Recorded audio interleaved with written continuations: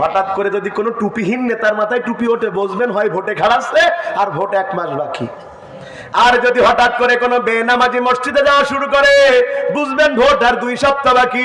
হঠাৎ করে যদি কোনো বেনামাজি 1 আসরের নামাজ 4 মসজিদে পড়ে, বুঝবেন ভোট আগামীকাল।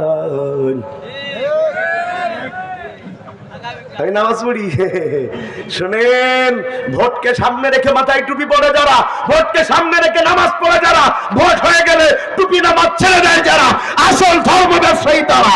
এদেশে আলেমরা ধর্ম ব্যবসায়ী নয়, আলেমরা দিন কায়েমের আন্দোলন করে। দুটো এক নয়। আমাদেরকে কয় ধর্ম ব্যবসায়ী। শুনেন, আমরা ধর্ম ব্যবসায়ী হলে জীবন দিতাম না। আমরা ধর্ম ব্যবসায়ী হলে তাদের দালালি করলে আরো বেশি ভালো থাকতাম। করি নাই, কারণ আমরা ধর্মের ব্যবসা করি না। আল্লাহর সাথে আমরা একটা ব্যবসার চুক্তিবদ্ধ হয়েছি, জান্নাতের বিনিময়ে আমার জীবনের চুক্তিবদ্ধ হয়েছি।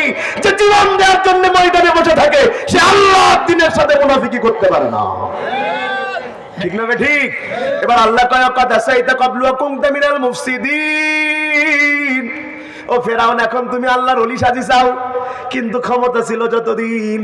ও ফেরাউন, দেশের মধ্যে গ্যাঞ্জাম বাঁধাইছো ততদিন, মোড়ে মোড়ে বোম মেরেছে তোমার লোকেরা, আর মামলা খেয়েছে নিরাপরাধ আলেমেরা।